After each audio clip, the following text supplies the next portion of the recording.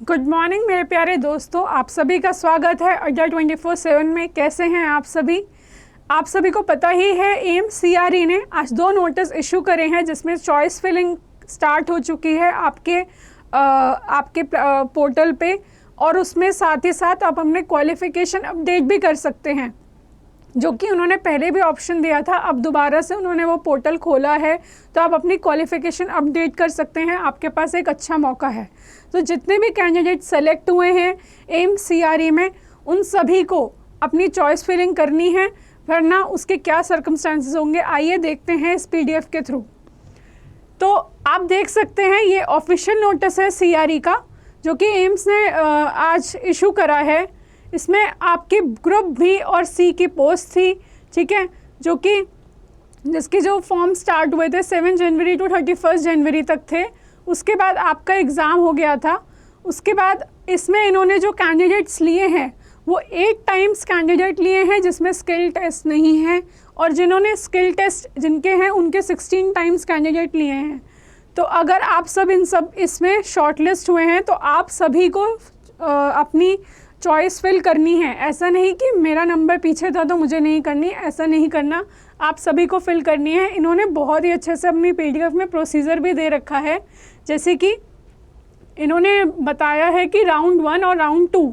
Round 1 में आपका क्या है कि आपको जो अपनी चॉइस फिल करनी है, और दूसरे में क्या है कि आपको सीट एलोकेशन होगी, ठीक है, और रिज़ल्ट डिक्लेयर होगा। और सेकेंड राउंड में वेटिंग लिस्ट दी जाएगी जो कि सितंबर 2025 तक वैलिड होगी, ठीक है। तो इसमें आप देख सकते हैं कि इसमें आप अगर डैशबोर्ड में जाएंगे, अपना लॉगिन करेंगे, लॉगिन करने के बाद आप अपना जो क्वालिफ़िकेशन है, सेट ऑफ क्वालिफ़िकेशन, उसको भी चेक करके अपडेट कर सकते हैं, ठीक है। उसके बाद अगर ज़रूरत है तो ऐसा नहीं है कि अगर आपकी उसमें इंफॉर्मेशन करेक्ट थी तो उसको आपको बार बार नहीं करना, ठीक है। उसके बाद अपनी प्रेफरेंस ऑफ चॉइसेस आप फिल कर सकते हैं कि आप किस स्टेट में प्रेफरेंस देना चाहते हैं। तो इस चीज़ का ध्यान रखना, आप अपने मेरिट के अकॉर्डिंग ही प्रेफरेंस देना, क्योंकि अगर आपकी मेरिट पीछे है और आपने ऐसी प्रेफरेंस दी जहाँ पे ऑलरेडी सीट्स फिल हो गई हैं, तो हो सकता है वो आपका आगे चल के एप्लीकेशन में रिजेक्ट कर दें। तो आपको बहुत ही ध्यान से प्रेफरेंस ऑफ चॉइसेस फिल करनी है, ठीक है। उसके बाद सेव एंड लॉक ऑर्डर होगा, जिसके बाद दोबारा से ये ऑप्शन नहीं खुलेगा। तो इसलिए जब आप पूरा प्रेफरेंसेस अच्छे से फिल कर लेंगे, उसको चेक कर लेंगे, ऐड चॉइस कर लेंगे, उसके बाद ही आपको ये ऑप्शन पे जाना है। उसके बाद जो आपका प्रिंट आउट आएगा, उसका आपको प्रिंट आउट लेके रखना है ज़रूर, क्योंकि एंड में इन्होंने एक लिस्ट ऑफ डॉक्यूमेंट्स दिए हैं जो आपको बाद में अपलोड करने हैं जब आपको सीट एलोकेशन हो जाएगी। तो उसमें ये भी एक डॉक्यूमेंट है जो उन्होंने मांगा हुआ है, ठीक है। उसके बाद जब आपका सीट एलोकेशन होगा, यानी जब आपका रिज़ल्ट आ जाएगा, उसके बाद आपको ऑनलाइन रिज़ल्ट आएगा। आपको पहले तो अपनी scan copy, self attested scanned copy, ठीक है, आपको अपलोड करनी होगी पोर्टल पे। और दूसरा, आपको उन सब का प्रिंट लेकर आपको जो भी आपको इंस्टीट्यूट अलॉट होगा उस टाइम पे, आपको वहाँ पे जाकर उसकी कॉपी देनी होगी, ठीक है, जो कि ओरिजिनल डॉक्यूमेंट्स या फिर जो भी आपकी फ़ोटोकॉपी है वो सब सर्टिफिकेट्स आपको लेके जाने होंगे, ठीक है। उसके बाद इन्होंने लिखा है यहाँ पे कि एक वेटिंग लिस्ट भी आएगी आपकी, ठीक है, publication of waiting list with in 30 days, ठीक है। पब्लिकेशन ऑफ रिज़ल्ट एलोकेशन, जब आपका रिज़ल्ट आ जाएगा एलोकेशन का, उसके विद इन 30 डेज़ में आपकी ये लिस्ट आएगी, वेटिंग लिस्ट होगी ये, ठीक है। उसके अंदर इसमें इन्होंने मेंशन भी किया है कि 30 सितंबर तक ही ये वेटिंग लिस्ट वैलिड है, उसके बाद ये वेटिंग लिस्ट वैलिड नहीं होगी, ठीक है। उसके बाद आइए जानते हैं कि आगे इन्होंने अपने नोटिस में क्या मेंशन करा है।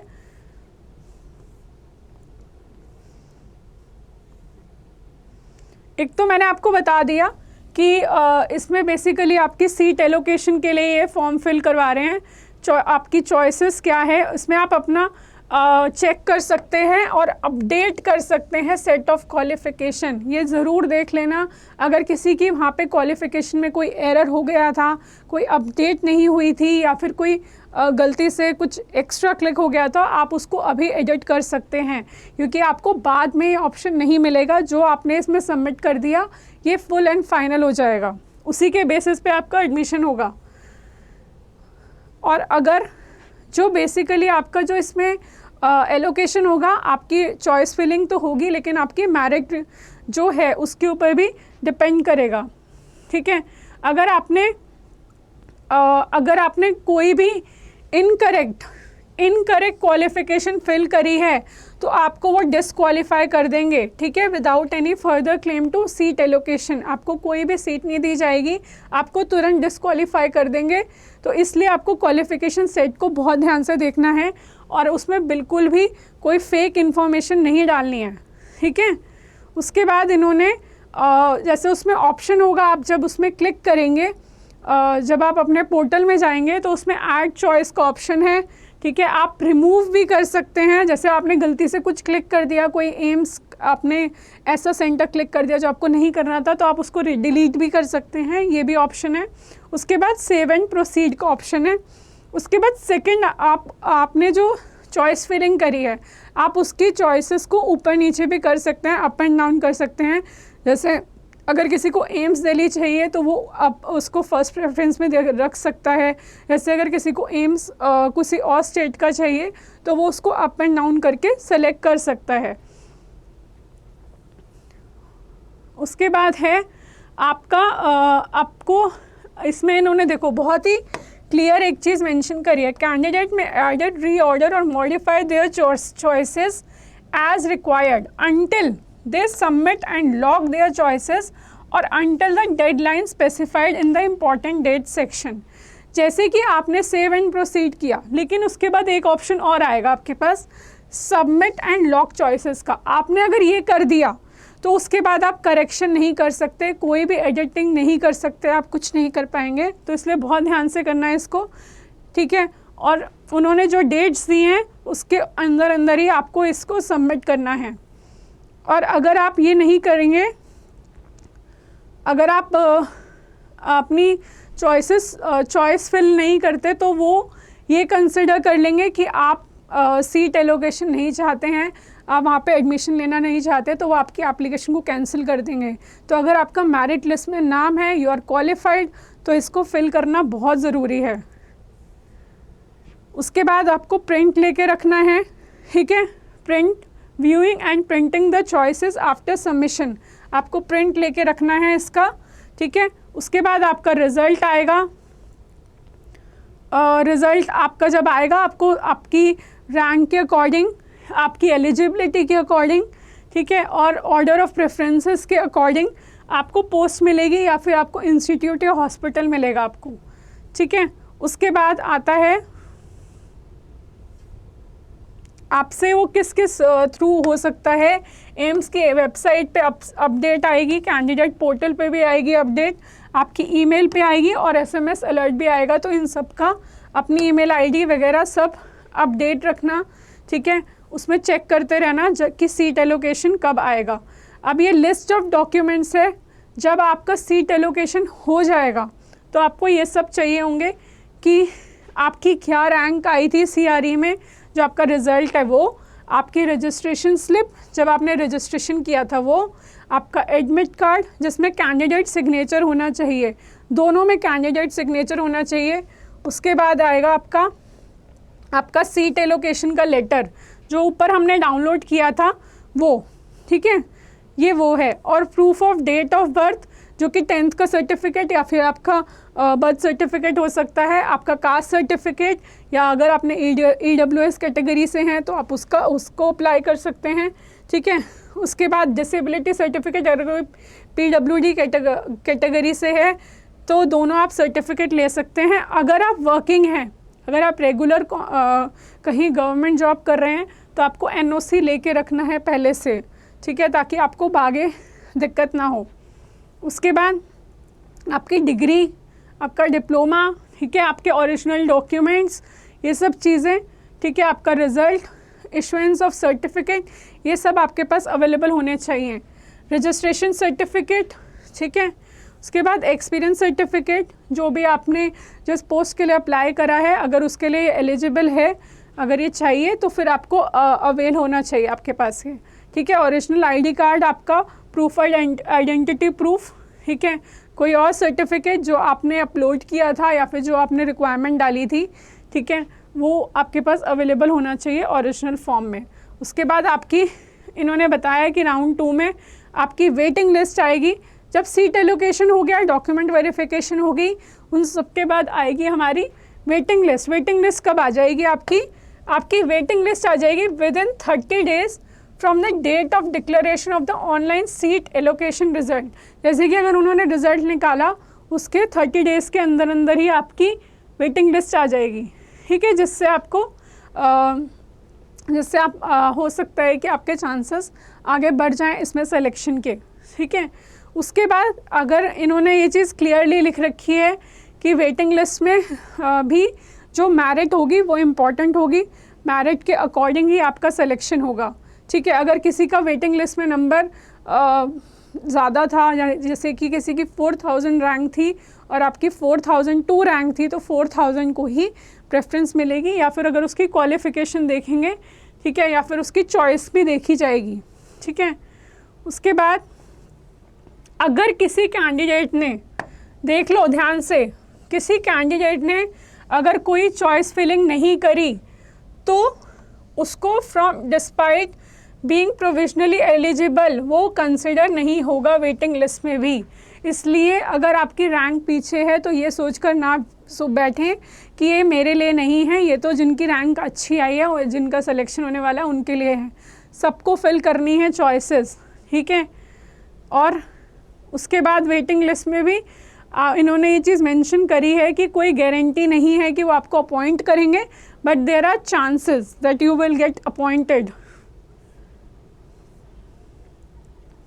कुछ जनरल कंडीशन इन्होंने दे रखी है कि आपको थॉरली अपना जो आपने क्राइटेरिया था, उन्होंने जो एलिजिबिलिटी क्राइटेरिया दिया था वो आप मीट कर रहे हैं या नहीं कर रहे हैं उसका ध्यान रखना है, ठीक है। और अगर आपने एक बारी चॉइस फिलिंग कर दी और सबमिट एंड लॉक कर दिया तो आप उसके बाद उसको चेंज नहीं कर सकते, तो इसका भी ध्यान रखना है। और अगर आपने कोई भी इनकरेक्ट क्वालिफ़िकेशन फिल कर दी है, ठीक है, और आप उसके लिए एलिजिबल नहीं थे और आपने वो फिल कर दी इनकरेक्ट, तो वो आपको आउट कर देंगे, वो आपको कोई भी आपको नहीं लेंगे अपने इंस्टीट्यूट में, ठीक है।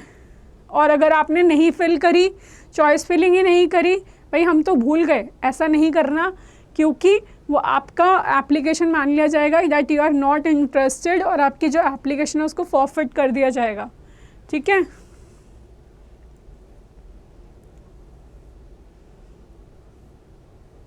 और बेसिकली एम्स के ऊपर ही डिपेंड करता है कि वो आपको कौन सी स्टेट देगा, और आपके मेरिट लिस्ट के, आपके मेरिट के ऊपर और आपके एलिजिबिलिटी क्राइटेरिया के ऊपर, ठीक है। और मैंने उन्हें कुछ ऐसे क्वेश्चंस दिए हैं, जैसे CRE तो आप सबको पता ही है कि कॉमन रिक्रूटमेंट एग्जामिनेशन है जो कि एम्स ने कंडक्ट कराया था, ठीक है। जो भी इसमें क्वालिफाइड हुए हैं, प्रोविजनली क्वालिफाइड जो भी कैंडिडेट हैं, ठीक है, उन सबको ही ये चॉइस फिलिंग फिल करनी है, ठीक है। इन्होंने क्लियरली मेंशन करी है ये चीज़। और प्रेफरेंस ऑफ चॉइस, फिर आएगा हमारा रिज़ल्ट आएगा आपका, फिर उसके बाद आएगी आपकी वेटिंग लिस्ट, ठीक है। उसके बाद करना कैसे है, लॉगिन करना, अपना पोर्टल में जाना, उसके बाद उसमें चेक एंड अपडेट करना है सबसे पहले सेट ऑफ क्वालिफिकेशन, उसके बाद चॉइस फिलिंग की टर्न आएगी, उसके बाद सेव एंड लॉक करके उसको सबमिट कर देना, ठीक है। एक बार लॉक हो गया तो choices can not be changed, ये ध्यान रखना, ठीक है।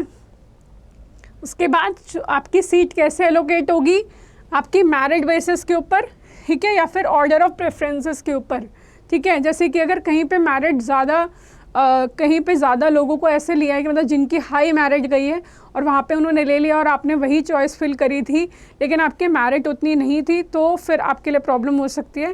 तो इसलिए बहुत ध्यान से अपनी चॉइस फिलिंग करो, ठीक है। और आप अपना आपकी जब सीट एलोकेशन होगी, ये तो उसके बाद की है, जब आपकी सीट एलोकेशन हो जाएगी तो आपको फिर डाउनलोड करके रखना है। जो अभी आप अपलोड करोगे, सबमिट एंड लॉक करोगे, उसके बाद डाउनलोड का ऑप्शन आएगा, तो अपनी सीट एलोकेशन को उसको चॉइस फिलिंग को डाउनलोड करके रखना। सेल्फ अटेस्टेड डॉक्यूमेंट्स आपको अपलोड करने होंगे और फिज़िकली रिपोर्ट करना होगा अलॉटेड इंस्टीट्यूट को।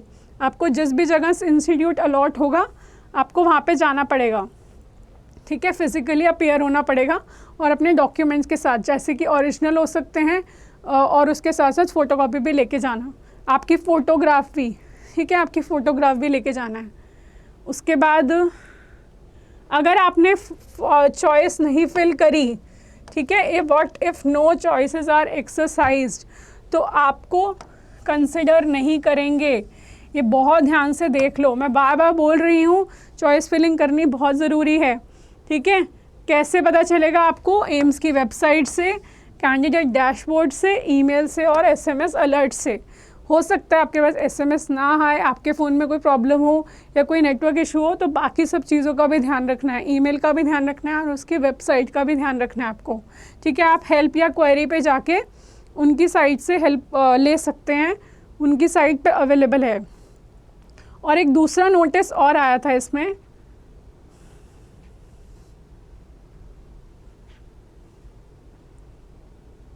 ये, ठीक है, कि कब से कब तक डेट क्या है। मैम चॉइस फिलिंग तो आपने बता दी, आपने डेट तो बताई नहीं। इसकी डेट क्या है? इसकी डेट ये है 5 से लेके 15, ठीक है, 5 तारीख से, यानी ऑलरेडी स्टार्ट हो चुका है मंडे से, ठीक है, और 15 तारीख 5 बजे से पहले पहले आपको चॉइस फिलिंग करनी है।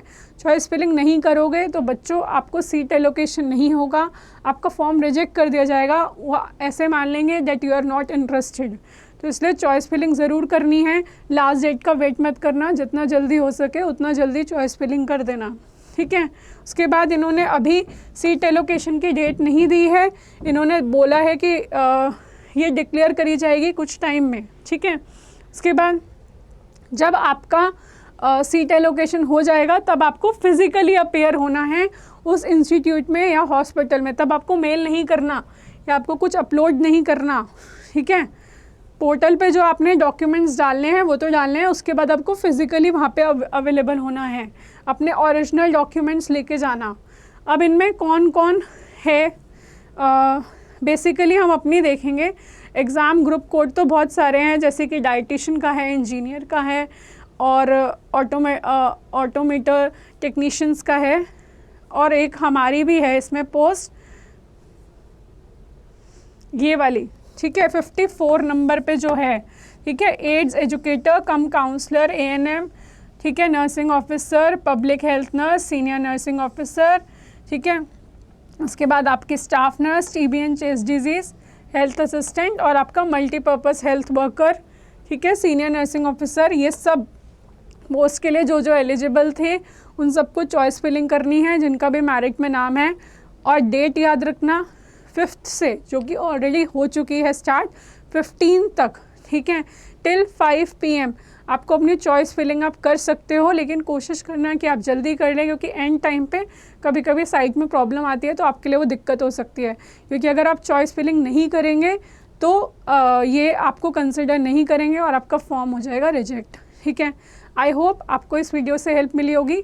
Thank you. चैनल को लाइक, सब्सक्राइब और शेयर करना ना भूलें वीडियो को। Thank you so much.